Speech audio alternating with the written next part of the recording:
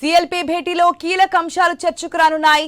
భూభారతి, సన్నబియ్యం, ఇందిరమ్మ ఇళ్లు, ఎస్సీ వర్గీకరణపై ఎమ్మెల్యేలకు సీఎం రేవంత్ రెడ్డి దిశానిర్దేశం చేయనున్నారు. పథకాల ప్రచారానికి ప్రత్యేక కార్యాచరణ ప్రకటించే అవకాశం ఉంది. రేపటి నుంచి జూన్ 2 వరకు నియోజకవర్గాల్లో ప్రచార కార్యక్రమాలు నిర్వహించనున్నట్లు సమాచారం. అయితే అంతర్గత విభేదాలపైన కూడా ముఖ్యమంత్రి రేవంత్ రెడ్డి క్లాస్ తీసుకునే అవకాశం అయితే కనిపిస్తోంది. అలాగే మంత్రివర్గ విస్తరణ, పీసీసీ పదవులపై చర్చ జరిగే అవకాశం కూడా కనిపిస్తోంది.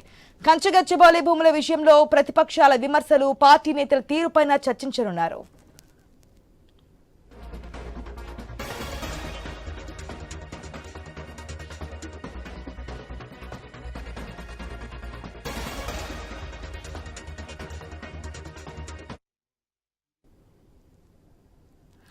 ఈ రోజు సిఎల్పి భేటీలో కీలక అంశాలైతే చర్చకు రాబోతున్నాయి.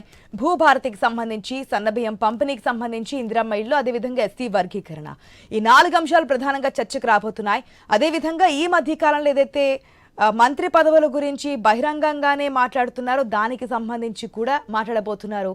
అదేవిధంగా హెచ్సియు ల్యాండ్కి సంబంధించి కూడా ఏ విధంగా ముందుకెళ్లాలి ఏంటనేది ఈ రోజు సిఎల్పి భేటీలో ప్రధానంగా చర్చకు వచ్చే అవకాశం కనిపిస్తుంది. పూర్తి అప్డేట్స్ మా స్పెషల్ కరెస్పాండెంట్ సునీల్ ద్వారా తెలుసుకునే ప్రయత్నం చేద్దాం. సునీల్, ఆశా, కాసేపట్లో సిఎల్పి భేటీ ప్రారంభం కాబోతుంది. ఇప్పటికే ఎమ్మెల్యేలు కొంతమంది చేరుతున్నారు, ఎమ్మెల్సీలు కూడా వచ్చారు. మరి కాసేపట్లో మంత్రులు సీఎం చేరుకోబోతున్నారు. సీఎం రాగానే సిఎల్పి భేటీ ప్రారంభం కాబోతుంది. ఈ భేటీలో ప్రధానంగా 4 అంశాలను ఎజెండాగా తీసుకుని ఈ రోజు సిఎల్పి భేటీలో చర్చించబోతున్నారు. భూభారతి తెలంగాణ వ్యాప్తంగా అమలు కాబోతుంది. ప్రస్తుతం రాష్ట్ర వ్యాప్తంగా 4 జిల్లాల్లో 4 మండలాలను ఎంపిక చేసి పైలట్ ప్రాజెక్ట్ గా అమలు చేయబోతున్నారు. ఇక అక్కడ రైతుల నుంచి కావచ్చు, స్థానికుల నుంచి వచ్చినటువంటి సమస్యలకు సంబంధించి మళ్ళీ వాటిని అప్డేట్ చేసి ఆ తర్వాత రాష్ట్ర వ్యాప్తంగా కూడా అమలు చేయబోతున్నారు. భూభారతికి సంబంధించి కాంగ్రెస్ పార్టీ చాలా ప్రతిష్టాత్మకంగా తీసుకుంది. తాము అధికారంలోకి వచ్చాక ఆ అంశాన్ని రైతులకు వివరించే విధంగా ప్రత్యేకంగా సదస్సులు ఏర్పాటు చేయాలని చెప్పేసి ప్రభుత్వం భావిస్తుంది. ఆ దిశగానే సీఎం ఈ రోజు ఎమ్మెల్యేలకు కూడా ఆయన పలు సూచనలు చేయబోతున్నారు. ఆ సదస్సులో ఎమ్మెల్యేలు కూడా పాల్గొనాలి. ప్రభుత్వం చాలా అత్యంత ప్రతిష్టాత్మకంగా తీసుకుంది కాబట్టి ఆ కార్యక్రమాన్ని ప్రజలకు కావచ్చు, రైతులకు వివరించే దిశగా ఎమ్మెల్యేలు తమ వంతు కృషి చేయాలి అన్నట్టుగానే ఈ రోజు ఈ సమావేశంలో భూభారత్ గురించి చర్చించబోతున్నారు. ఇక సన్న బియ్యం కూడా ప్రభుత్వం ఇటు చాలా ప్రతిష్టాత్మకంగా తీసుకుని గతంలో ₹2 కిలో బియ్యం ఉచితంగా బియ్యాన్ని పంపిణీ చేశారు. కానీ కాంగ్రెస్ పార్టీ సన్న బియ్యం ని పేదలకు రేషన్ షాప్ల ద్వారా పంపిణీ చేస్తుంది. ఆ అంశాన్ని కూడా ప్రజల్లోకి తీసుకువెళ్లేలా ఎటువంటి కార్యాచరణ చేపడితే బాగుంటుంది అనేది చర్చించబోతున్నారు. ఇందిరమ్మ ఇళ్లకు సంబంధించి ఇప్పటికే ప్రారంభమయ్యాయి కాబట్టి వాటి లబ్ధిదారుల ఎంపిక చాలా కీలకం. వాటిని తీసుకోవాల్సిన జాగ్రత్తలకు సంబంధించి కూడా వివరించబోతున్నారు. దానికి సంబంధించి కూడా చర్చ జరగనుంది.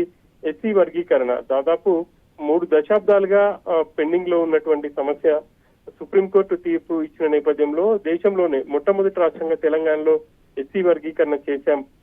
కాబట్టి ఆ వర్గానికి సంబంధించినటువంటి వాళ్లకు ప్రత్యేకంగా సదస్సులు ఏర్పాటు చేయడమే కాకుండా ఆ ఎస్సీ వర్గీకరణ కాంగ్రెస్ పార్టీ చేపట్టింది అన్నది ప్రధానంగా తీసుకెళ్లాలి అన్నట్టుగా ప్రభుత్వం భావిస్తుంది. ఆ మేరకు ఎలాంటి చర్యలు తీసుకుంటే బాగుంటుంది అనేది కూడా ఎమ్మెల్యేల నుంచి ఫీడ్బ్యాక్ తీసుకుని కార్యాచరణ రూపొందించబోతున్నారు. ఇంకా కూడా ఆ ముఖ్యమైన అంశాలకు సంబంధించి ఈ రోజు చర్చించబోతున్నారు. ఇప్పటికే మంత్రివర్గ విస్తరణకు సంబంధించి చాలా సార్లు ప్రచారం జరిగింది, కానీ పెండింగ్ పడుతూ వస్తుంది.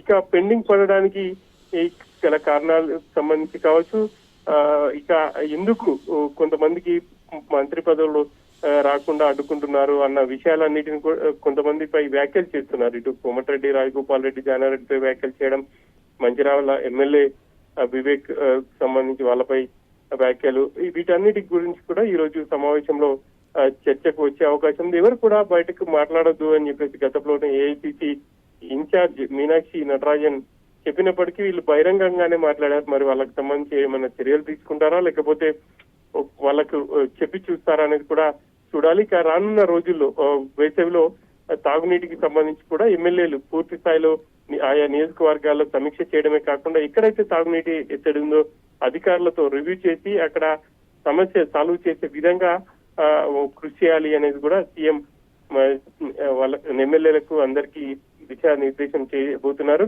ఇక రాహుల్ గాంధీ సభను కూడా తెలంగాణలో ఏర్పాటు చేయాలి అని చెప్పేసి చాలా రోజులుగా కాంగ్రెస్ పార్టీ ఆలోచనగా ఉంది. దానికి సంబంధించి కూడా ఒకవేళ డేట్ ఫిక్స్ అయితే ఎప్పుడు ఉంటుంది, ఎక్కడ ఉంటుంది అనేది కూడా ఈ రోజు సమావేశంలో ప్రకటించే అవకాశాలు అయితే కనిపిస్తున్నాయి. మొత్తం మీద అయితే ప్రభుత్వం చేపడుతున్నటువంటి సంక్షేమ కార్యక్రమాలు ఎమ్మెల్యేలు క్షేత్ర స్థాయిలోకి ప్రజల్లో వివరించి కాంగ్రెస్ పార్టీ పేదల పక్షాన ఉంటుంది, పేదల కోసం పనిచేస్తుంది.